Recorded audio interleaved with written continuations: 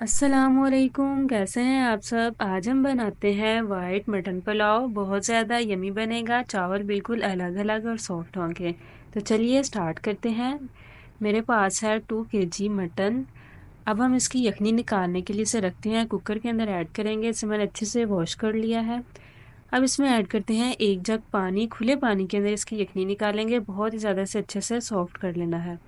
اسی کے ساتھ اس میں ایڈ کرتے ہیں لہسن،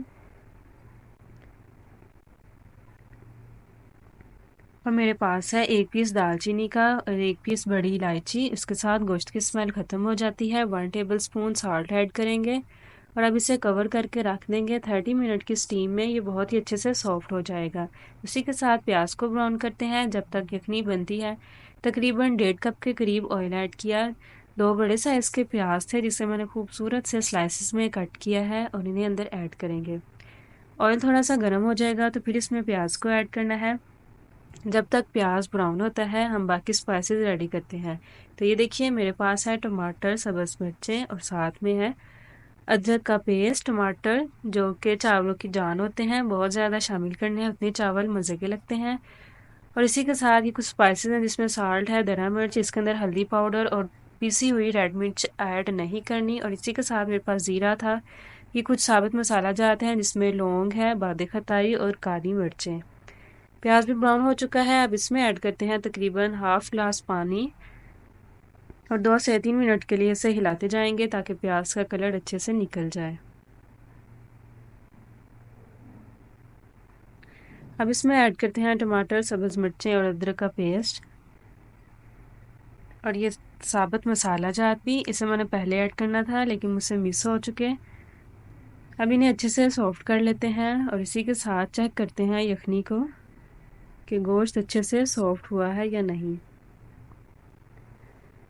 اسے میں نے 30 منٹ کی سٹیم دی ہے۔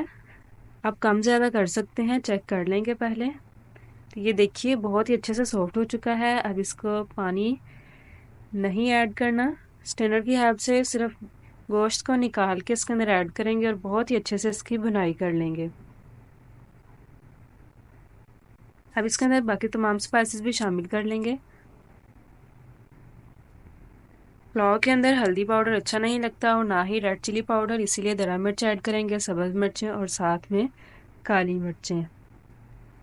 اس کے اچھے سے بنائی کرتے جائیں گے۔ یہ دیکھیے اب اس میں ایڈ کرتے ہیں تقریباً میرے پاس 1 پیالی دہی کی تھی لیکن وہ میرے بھائی نے کھا لی، اس لیے ½ پیالی بچی ہے۔ اگر آپ کے پاس دہی نہ ہو تو آپ اس کے اندر لیمن جوس ایڈ کر لیجئے تقریباً 2 ٹیبل سپون، اور اگر دہی بھی ہو لیمن جوس بھی تو دونوں چیزیں ایڈ کر لیں۔ اس کے ساتھ چاول بالکل الگ الگ رہیں گے۔ یہ دیکھیے اچھے سے بھن چکا ہے، آئل بھی چھوڑ دیا ہے۔ اب اس میں ایڈ کرتے ہیں پانی، یخنی والا پانی ایڈ کریں گے اور کم زیادہ ہوگا تو اور شامل کر لیں گے۔ میں نے پانی کی کوانٹٹی چاولوں کے مطابق ایڈ کرنی ہوتی ہے۔ اگر میرے پاس ایک سٹیل کا گلاس چاولوں کا ہو تو میں اس کے اندر 1.5 گلاس پانی ایڈ کرتی ہوں۔ تو یہ دیکھیے پانی اب اچھے سے بوائل ہو چکا ہے۔ اب اس کے اندر چاول ایڈ کر لیتے ہیں۔ چاولوں کو تقریباً میں نے 15 منٹس کے لیے بھگو کے رکھا ہے۔ چاول میں سوپر کے یوز کرتی ہوں، یہ ان کا ٹیسٹ زیادہ مزے کا ہوتا ہے۔ اب انہیں اچھے سے ہلا لیں گے۔ چاول ایڈ کرنے کے فوراً بعد اچھے سے انہیں ہلا لینا چاہیے، ادروائز ان کے اندر گٹلیاں بن جاتی ہیں۔ اب اسے کور کر کے رکھ دیتے ہیں۔